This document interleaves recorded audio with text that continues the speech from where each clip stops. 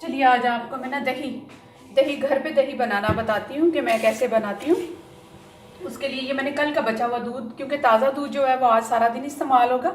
ये कल का जो बचा हुआ दूध है ना, ये वो है। इसको मैंने नीम गर्म किया है। इसको मैं ये बॉल में डाल रही हूँ।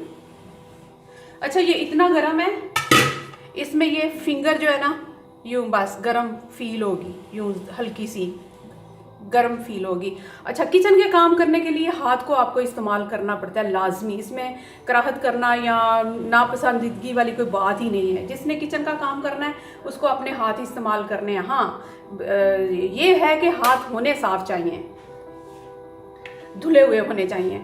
अच्छा, इसके लिए ये कल का बचा हुआ दही है, जिसमें से मैं ये 1 चम्मच भर के इसमें शामिल कर रही हूँ। बस इतना सा काम है।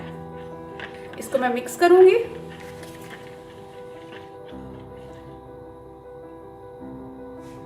और इसको मैं ढांक के, क्योंकि सर्दी है, किसी गर्म कपड़े में, कोई पुराना स्वेटर ले लें, कोई गर्म चादर ले लें पुरानी जो आप इस्तेमाल नहीं करते, तो वो फोल्ड करके उसके अंदर इसको 3-4 घंटे के लिए रख दें।